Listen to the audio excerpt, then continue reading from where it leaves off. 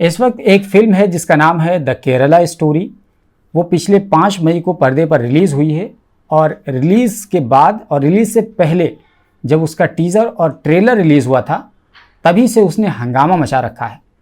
लोगों की curiosity teaser के बाद ये जानने में बढ़ गई थी कि आखिर केरल में क्या कुछ हो रहा है, क्योंकि नवंबर 2022 में इस फिल्म का टीज़र रिलीज़ किया गया था, जिस टीज़र में ये दावा किया गया था कि केरला में 32,000 लड़कियों का, जो कि क्रिश्चियन या हिंदू थीं, उनका धर्म परिवर्तन कराया गया, उनको मुसलमान बनाया गया और उसके बाद उनको सीरिया और यमन में भेज दिया गया ताकि वो ISIS में शामिल हो सकें और उनके लिए काम कर सकें। बेसिकली ये टीज़र में बताया गया था। और बीते 26 अप्रैल सन 2023 को जब इस फिल्म का ऑफिशियल ट्रेलर आया तो उस ट्रेलर में उसकी कुछ झलकियां दिखाई दी गईं और उन झलकियों में ये पता चल रहा था कि दरअसल केरला में बहुत ज़्यादा डेंजर कोई खेल चल रहा है धर्म परिवर्तन का, और इसको लेकर के हंगामा बढ़ना शुरू हो गया। और हंगामा इतना ज़्यादा बढ़ा कि लोग इस फिल्म का इंतज़ार करने लगे। इस फिल्म के जो डायरेक्टर हैं सुदीप्तु सेन, उनके खिलाफ FIR भी दर्ज किया गया।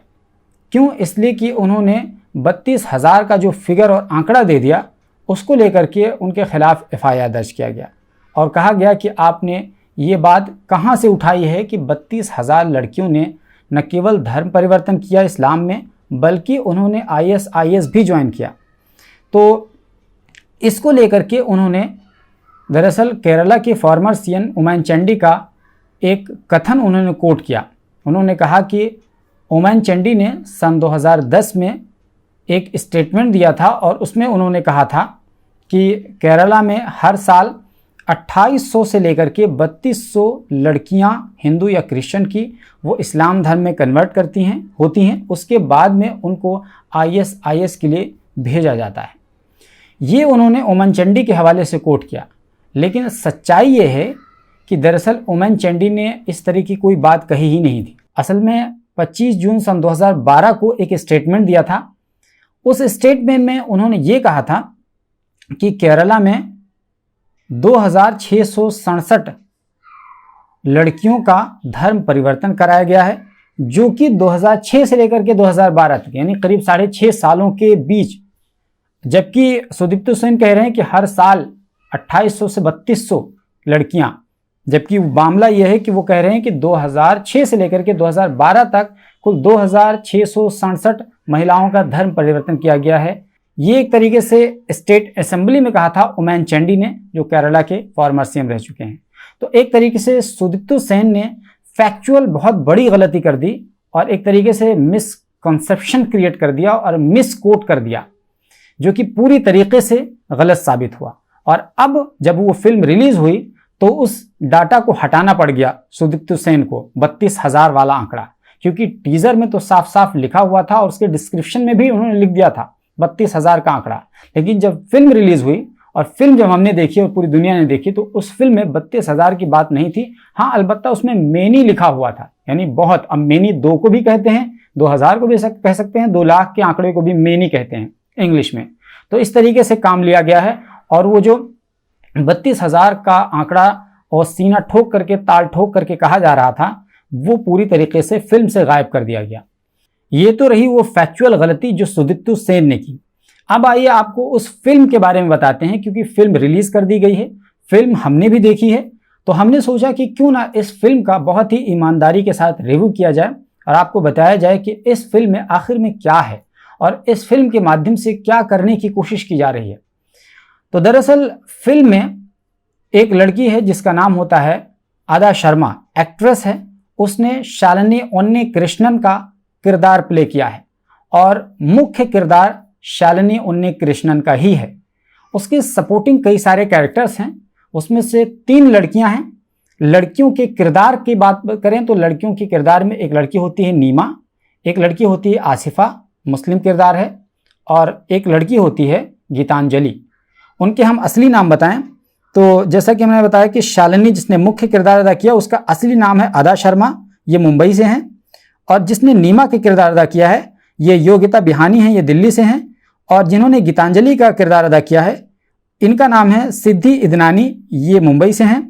और जिन्होंने आसिफा मुस्लिम लड़की का किरदार अदा किया है वो हैं सौम्या बलानी, ये आगरा उत्तर प्रदेश के रहने वाली हैं। और इसके अलावा कुछ मेल कैरेक्टर्स हैं जैसे कि प्रणय पचूरी, प्रणव मिश्रा और विजय कृष्णा, ये कुछ मेल कैरेक्टर्स हैं। तो ये 7-8 कैरेक्टर्स मुख्य इनके इर्द गिर्द वो पूरी कहानी घूमती है। लेकिन उस पूरी फिल्म में मुख्य जो किरदार है वो दरअसल अदा शर्मा द्वारा अभिनय की गई शालिनी उन्नी कृष्णन, और उसके बाद में वो जाकर के मुस्लिम बनती है फातिमा बा के नाम से। तो उसके इर्द गिर्द पूरी कहानी होती है। और वो कहानी ये है कि जो शालिनी उन्नी कृष्णन होती है वो दरअसल वो केरला की एक लड़की होती है जो नर्स बनना चाहती है, और उसकी वजह से वो एक अपने घर से दूर नर्सिंग कॉलेज में एडमिशन लेती है और नाम होता है नर्सिंग नेशनल कॉलेज। उसमें जब एडमिशन लेती है और हॉस्टल में रहने की कोशिश करती है तो जो कमरा उसको अलॉट दिया जाता है उस कमरे में पहले ही से 3 लड़कियां होती हैं। एक का नाम होता है जैसा कि मैंने बताया नीमा, दूसरे का नाम होता है गीतांजलि, तीसरे का नाम होता है आसिफा, और ये शालिनी उन्नी कृष्णन। ये कुल 4 लड़कियां एक कमरे में रहने के लिए उस कॉलेज में जाती हैं, पहुंचती हैं। उनमें से नीमा जो होती है वो क्रिश्चियन होती है, आसिफा मुस्लिम होती है, और गीतांजलि जो होती है वो दरअसल वामपंथी होती है, कम्युनिस्ट विचारधारा की होती है, यानी कह सकते हैं एथियस्ट होती है, वो धर्म वगैरह में कुछ बिलीव नहीं करती है। केवल शालिनी जो होती है वो हिंदू धर्म से बिलोंग करती है। अब ये पूरी कहानी यहीं से शुरू होती है कि दरअसल वो जो मुस्लिम लड़की होती है आसिफा, मैं जो पूरी बात बता रहा हूँ वो उस फिल्म में जो कुछ दिखाया गया है उस एतबार से मैं बता रहा हूँ। तो जो आसिफा नाम की मुस्लिम लड़की होती है असल में वो एक ISIS की एजेंट होती है जो कि एक स्टूडेंट के भेस में उस कॉलेज में पढ़ाई कर रही होती है ताकि वो हिंदू और क्रिश्चियन लड़कियों का धर्म परिवर्तन करा करके वो ISIS में भेज सके। ये बेसिकली उसका काम होता है और उसको कोई दूसरा और तीसरा कंट्रोल कर रहा होता है और एक तरीके से हिंदू और क्रिश्चियन लड़कियों को मुसलमान बना करके एक धोखे से और उनको आतंकवाद के रास्ते पे धकेलना, ये बेसिकली उस फिल्म में दिखाया गया है। तो आसिफा बा उसमें नमाज वगैरह पढ़ती है और न केवल नमाज पढ़ती है बल्कि इस्लामिक तमाम रिचुअल्स को फॉलो करने की एक्टिंग करती है उस फिल्म के अनुसार, और बार बार वो टोकती है और हर जगह पर वो बहस करने की कोशिश करती है, धार्मिक बातें करती है, वह खुद हिजाब में होती है। एक जगह उस फिल्म के अनुसार एक जगह एक बार ये जो तीनों लड़कियां होती हैं उनके रूम की, तो वो मार्केट में जा रही होती हैं तो उनके साथ बेसिकली असॉल्ट किया जाता है, उनके कपड़े वगैरह फाड़ दिए जाते हैं। तो आसिफा बा जो होती है वो आकर के जब समझाती है और कहती है कि तुम लोगों के साथ बहुत बुरा हुआ, तुम लोग हिजाब नहीं पहनती हो, इस वजह से तुम लोगों के साथ ये छेड़छाड़ होती है, जो हिजाब पहनती हैं उनके साथ छेड़छाड़ नहीं होती है। फिर धीरे धीरे वो लड़कियां हिजाब पहनना शुरू कर देती हैं और इस तरीके से हिजाब के बाद धीरे धीरे वो लड़कियां कुछ ऐसे लड़कों के साथ मिलने लगती हैं जो कि आसिफा इंतज़ाम करती हैं उन लड़कों का। यानी उस फिल्म में ये दिखाया गया है कि आसिफा पूरी तरीके से मिशन के तहत काम कर रही है और एकदम फोकस्ड है, सुनियोजित तरीके से वो हिंदू और क्रिश्चियन लड़कियों का धर्म परिवर्तन करा करके मुसलमान बना रही है, वो इस फिल्म में दिखाया गया है। तो जब शालिनी उन्नी कृष्णन को धीरे धीरे ये तमाम चीज़ें बताती है, दोज़ख के बारे में बताती है, अल्लाह के बारे में बताती है और कहती है कि हेल फायर क्या चीज़ होती है, जहन्नम की आग, दोज़ख की आग, उसमें काफिर जलेंगे, ये तमाम चीज़ें बताने के बाद में वो लोग थोड़ा थोड़ा डरने लगते हैं और सोचते हैं कि क्यों ना हम इस्लाम को फॉलो करने लगें ताकि हम दोज़ख की आग से बच जाएं। इस तरह की तमाम चीज़ें होती हैं, बहुत लंबी पूरी स्टोरी होती है। अब इस तरह होते होते एक दिन ऐसा आता है कि शालिनी उन्नी कृष्णन जो होती है वो दरअसल अब वो इस्लाम कबूल करने के दर पे हो जाती है और वो एक रमेश नाम के एक लड़की के साथ उसका रिश्ता हो जाता है। पहले उस फिल्म के बताने के अनुसार उनके आपस के अंदर इंटीमेट्स होते हैं, आपस के अंदर उनके अंदर सेक्स होते हैं और उसके बाद में फिर वो रिश्ता करते हैं, निकाह होता है। जब उनके घर वालों को पता चलता है तो उनकी माँ, शालिनी की माँ आती हैं, तब तक देर हो चुकी होती है और ये फातिमा बन चुकी होती है।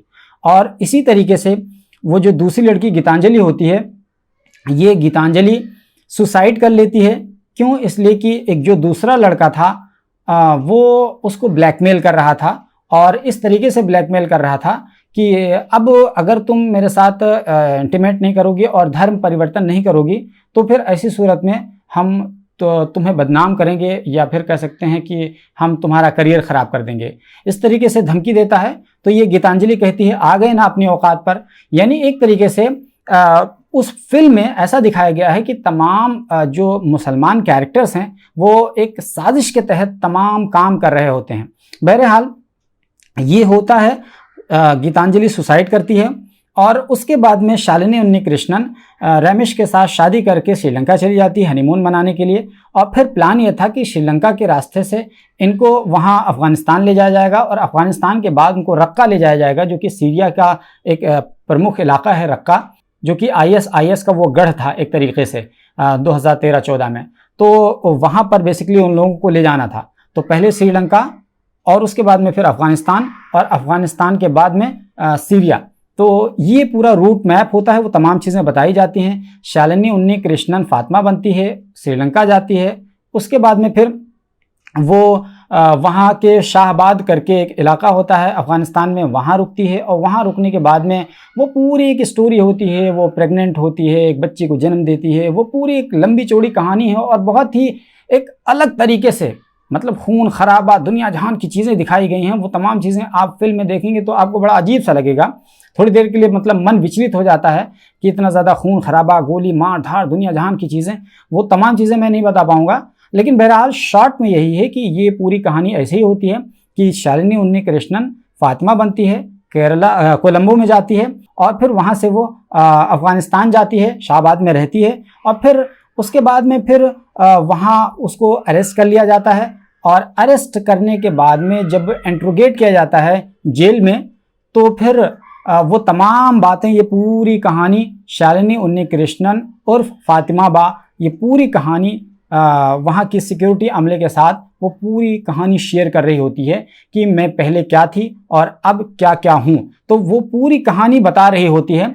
असल में वो जो कहानी है शालिनी उन्नीकृष्णन का फातिमा बा बनने की, इसी पर पूरी कहानी बना दी गई है, और उसके छोटे छोटे अलग अलग से साइडिंग और सपोर्टिंग कैरेक्टर्स लगा दिए गए हैं। तो ये वो लोग कहते हैं कि हम कैसे एक्सेप्ट कर लें, यानी अफ़गानिस्तान की जेल के अमला के लोग कहते हैं हम कैसे एक्सेप्ट कर लेंगे, तुम्हारा नाम शालिनी है, तुम्हारा नाम फातिमा बा नहीं है, और जो तुम कहानी बता रही हो कि तुम्हारे साथ ऐसा ऐसा हुआ है और तुमको यहाँ से ऐसे ऐसे लाया गया है और तुमको टेररिस्ट बना दिया गया, धोखे से बना दिया गया, धोखे से शादी कर ली गई, वो तमाम बातें जो तुम बता रही हो हम कैसे एक्सेप्ट कर लें। तो इस तरीके से कहती हैं कि मुझे मेरे माँ के पास बात करवाने दो, और इस तरीके से उनके माँ के पास बात कराया जाता है, और फिर वो फूट फूट कर रोने लगती हैं, और रोने के बाद में फिर कन्वर्सेशन होता है, और थोड़ी देर यकीन तो हो जाता है, लेकिन चूँकि वो सिक्योरिटी का अमला कहता है कि देखिए ये तमाम चीज़ें इमोशनल से नहीं चलेंगी, बल्कि आपको प्रूफ करना होगा कि वाकई में आप टेररिस्ट नहीं हैं और आपकी जो कहानी है वो पूरी तरीके से सच है। इस बीच ये होता है कि ये जो तीसरी लड़की होती है जिसका नाम होता है नीमा, तो ये जो क्रिश्चियन होती है ये पुलिस में कंप्लेन कराती है, और पुलिस में कंप्लेन कराना इसके लिए बहुत महंगा खेल साबित होता है, क्योंकि पुलिस भी कहती है कि ये तुम जो बातें कह रही हो ये इमोशनल बातें हैं, इसके लिए सबूत चाहिए वगैरह वगैरह। तब वो नीमा कहती है कि बहुत सारी बल्कि हज़ारों लड़कियां हैं जो कि टेररिज्म का शिकार हो गई हैं, IS में भर्ती कराई जा रही हैं। तो इस तरह की बात कहती है। और इसी बीच ये जो गीतांजलि का किरदार होता है बड़ा चुलबुला सा किरदार होता है, तो वो सुसाइड करती है। लेकिन सुसाइड क्यों करती है उसके पीछे का रीज़न यही होता है कि वो जो लड़का होता है वो ब्लैकमेल करता है उसको, पहले कहता है कि अपना न्यूड वीडियो हमको बना करके दो। जब वो प्यार में गिरफ्तार होती है तब वो न्यूड वीडियो उसको बना करके लड़के को दे देती है, और अब्दुल नाम होता है। और उसके बाद में फिर जब वो न्यूड वीडियो पा जाता है तो उसको ब्लैकमेल करता है और फिर वो वायरल कर देता है। और एक दिन खबर आती है, वो खुद खबर देख रही होती है मोबाइल में, न्यूज़ एंकर खबर पढ़ रही होती है कि केरला की एक ऐसी लड़की न्यूड वीडियो जिसका वायरल है और अलग अलग जगहों से अपलोड किया गया है इंटरनेट पर। तो ये तमाम चीज़ें देखने के बाद उसके मोबाइल पर लगातार फ़ोन आने शुरू हो जाते हैं गीतांजलि के, और लगातार फ़ोन आते आते वो बहुत परेशान हो जाती है, यहाँ तक कि वो जाकर के सुसाइड कर लेती है। और वो एक कह सकते हैं कम्युनिस्ट की बेटी होती है, एथियस्ट की बेटी होती है। तो ये मुख्यतः तौर पर अगर आप देखें तो ये पूरी कहानी है, और इस कहानी में आपको 2-3-4 कैरेक्टर्स जो दिखे वो मुख्यतः वो दिखाए गए, लेकिन इसके पीछे तमाम तरह की चीज़ें दिखा दी गई। विजुअलाइज ऐसा कर दिया गया कि मानो कि मुसलमान एक बहुत ही बैड कैरेक्टर हैं, ब्लैक शिप हैं मुसलमान इस कम्युनिटी के लिए। और ऐसा है कि मुसलमान हमेशा किसी न किसी साजिश में मुब्तला रहते हैं, और मुसलमान अगर अच्छा भी करें तो फिर उन पर भरोसा करने के लायक नहीं है, क्योंकि मुसलमान बहुत दगाबाज होते हैं, बहुत घटिया होते हैं, बहुत ख़राब होते हैं, मुसलमानों पर भरोसा करने के लायक नहीं है। मतलब फिल्म के एक एक कैरेक्टर को जानबूझ करके इस तरीके से दिखाया गया है कि मानो मुसलमान एक गाली समान हो गया है, कि अगर पहले किसी को अगर गाली देना हो तो कुत्ता कमीना कह दो, सुअर कह दो, लेकिन अब अगर किसी को गाली देना हो तो मुसलमान कह दो। यानी इस तरीके से मुसलमानों का कैरेक्टर इस फिल्म में दिखाने की कोशिश की गई है। तो इस फिल्म को देखने के बाद में जो भी निष्कर्ष पर पहुंचा वो ये निष्कर्ष निकाल करके आया कि दरअसल हिंदुस्तान में मुसलमान धर्म परिवर्तन कराते हैं जबरन ज़बरदस्ती, और फिर वो टेररिज्म की तरफ उनको ढकेल दिया जाता है। इसलिए मुसलमानों से दूर रहने की ज़रूरत है, अपने बच्चे और बच्चियों को मुसलमान बच्चे और बच्चियों से दूर रखने की ज़रूरत है, उनसे दोस्ती करने की ज़रूरत नहीं है, उनके घर आने जाने की ज़रूरत नहीं है, उनसे मेल जोल रखने की ज़रूरत नहीं है। क्यों? इसलिए कि मुसलमान ख़राब होते हैं, साजिशी होते हैं, मुसलमान बहुत बुरे होते हैं, हमेशा वो किसी न किसी साजिश में मुब्तला रहते हैं। तो इसलिए उनकी साजिश से बचने के लिए आपको मुसलमानों से दूर रहना होगा, उनसे ताल्लुक़ नहीं रखना होगा, उनसे दोस्ती नहीं रखनी होगी, उनका पूरी तरह से बहिष्कार करना होगा कम्प्लीटली। ये इस फिल्म का खुलासा है, और इस फिल्म के माध्यम से ये सबक दिया जा रहा है और ये मैसेज कन्वे किया जा रहा है सफाई के साथ इस पूरे सोसाइटी के लिए।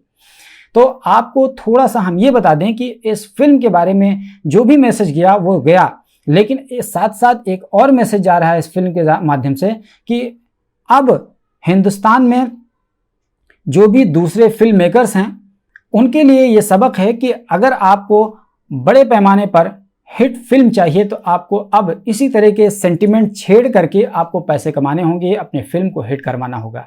एक मैसेज और भी चुपके से दे दिया गया फिल्म मेकर्स को, फिल्म प्रोड्यूसर्स को, फिल्म एक्टर एक्ट्रेस को, कि अगर आपको अपना करियर सेट करना होगा, अगर आपको बहुत ज़्यादा पैसे चाहिए, अपनी फिल्म को हिट कराना है, सुपर डुपर कराना है, तब आपको लीक से हट के आप धार्मिक मुद्दों को छेड़ना है, धार्मिक मामलों को कुरेद करके एक ख़ास कम्युनिटी के इमोशंस के साथ खिलवाड़ करना है, और फिर उसके बाद पैसा कमाना है, इज़्ज़त कमाना है, शोहरत कमाना है, हंगामा करना है। ये बेसिकली इस फिल्म का एक दबा हुआ मैसेज ये भी चला गया। आपको बता दें कि इस फिल्म के बारे में पहले ही से अंदाज़ा लगाया जा रहा था कि इस फिल्म में क्या कुछ हो सकता है, लेकिन जब फिल्म आई तो फिल्म चूँकि इतना बहुत ही क्रिएटिव तरीके से वो फिल्म प्रेजेंट की गई है, उसके जो पिक्चर्स हैं और साउंड क्वालिटी इतना गज़ब का है कि थोड़ी देर के लिए इंसान गुम हो जाता है उसमें, और विजुअलाइज इतना अच्छे से किया गया है कि बहुत ही रिच विजुअल्स उसमें दर्शाए गए हैं। तो ये आप कह सकते हैं कि फिल्म को इतना कसा और बहुत ही इम्पैक्टफुल बनाने के लिए और इस मैसेज को बहुत अच्छे से लोगों को दिमाग में ठूंसने के लिए अफीम की तरीके से अच्छे से एडिटिंग की गई है, अच्छे से फिल्म के ग्राफिक को लगाया गया है, और बहुत ही सटीक जगह पर गाना वगैरह सेट किया गया है। तो आप कह सकते हैं कि फिल्म को बहुत ही सलीके के साथ प्रदर्शित किया गया है। सनशाइन प्रोडक्शन ने इसको प्रदर्शित किया है। विपुल शाह इसके प्रोड्यूसर हैं, सुदीप्तु सेन इसके डायरेक्टर हैं, और मैंने बताया है कि इसमें एक्टर एक्ट्रेस कौन लोग हैं। तो दोस्तों, इस फिल्म के माध्यम से समाज में एक खाई पैदा करने की कोशिश की गई है, और उस खाई का सहारा लेकर के पैसा कमाने की कोशिश की गई है। अगर इस फिल्म का एक सतर में लुबे-लुबाब समझना चाहें तो ये। तो दोस्तों, ये थे इस फिल्म की फर्स्ट हैंड रिव्यू, जो कि हमने देखा, अपनी आंख से देखा, और फिर उसके बाद में हमने आपको बताया। आपको हमारे इस रिव्यू के बारे में क्या कुछ कहना है कमेंट बॉक्स में ज़रूर बताइए। अगर आपने अब फिल्म देखी है तो आपको हमारे इस रिव्यू से कितना इख्तिलाफ या इत्तेफाक है वो भी लिखिए। और हाँ, इसके बारे में हमने फिल्म के रिलीज़ से पहले एक वीडियो बना करके पूरा तथ्य बताया था। अगर आपको उस तथ्य को जानने में दिलचस्पी है तो प्लीज़ हमारा ये वीडियो देख सकते हैं, और हमारे चैनल पर पहली बार आए हैं तो ज़रूर सब्सक्राइब कर लीजिए। शुक्रिया।